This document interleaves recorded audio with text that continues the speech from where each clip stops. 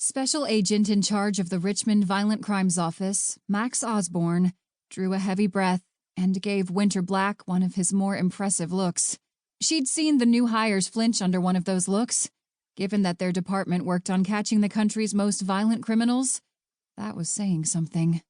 Winter didn't so much as bat an eyelash, willing him to see this as a good a sign as any that she was ready to take on bigger cases.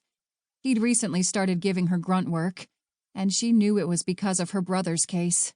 It was time for him to believe that she could handle anything, including taking down her sibling. I want to know everything. I won't involve myself in Justin's case. She mentally crossed her fingers as she said it.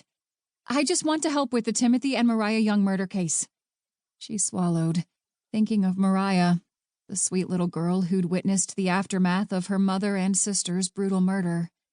Winter still felt like a failure for not keeping the father and daughter safe. They should have tried harder, done more, anything more. It had been like a knife in her gut when she'd learned Tim and Mariah had also been slaughtered, preacher style. They were just the last of a long list of innocents who had survived the Danville Mall murders, only to be savagely killed by someone intent on finishing what Tyler Haldane and Kent Strickland started that terrible night. Kelsey and Adrian Esperson, Sandy and Oliver Ulbrich, Willa Brown, Dana Young and her 12-year-old daughter Sadie, and now Timothy and 10-year-old Mariah. An entire family wiped out so cruelly. By Winter's baby brother? It appeared that way. Max's stare was growing even harder as her mind wandered into the past. Did he growl a little under his breath? This was her boss, and by now she was used to Max's bluster and knew how to control the situation. At least she hoped she did. You can help as needed, but I'm not going to assign you directly to the case. Understood? He pulled an open file closer across his desk. It was a newly assembled file, and the side tab held a very familiar name.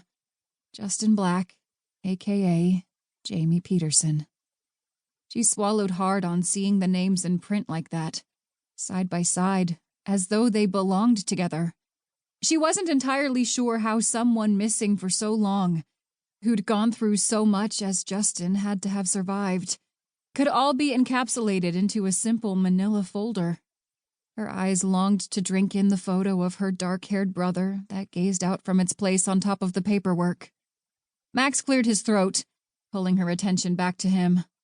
I shouldn't be talking to you about any of this, you understand me? This case, it's been going south for a while now. No sooner do we run down one name, one killer, than another crops up. The preacher is now dead. Now we only need the third person from the manifesto. The manifesto to which he was referring was an online letter that proclaimed the works that Kent Strickland and Tyler Haldane had written before shooting up a mall and killing a number of innocent victims. As it turned out, there was a third accomplice in the shooting, one who'd gone on a killing spree himself. Was that Justin? Winter still had a hard time believing it could be her baby brother. But then again, the last time she'd seen her brother, he'd been wearing SpongeBob pajamas and holding his favorite stuffed animal, Raph. When the connection to your missing brother came up, Max went on, well, I hoped they would be wrong. But from what Kent Strickland's father, George, told Miguel and Noah, he gave a positive ID on Jamie Peterson. Apparently he and Kent were good friends. They formed a... Max checked his notes again before continuing.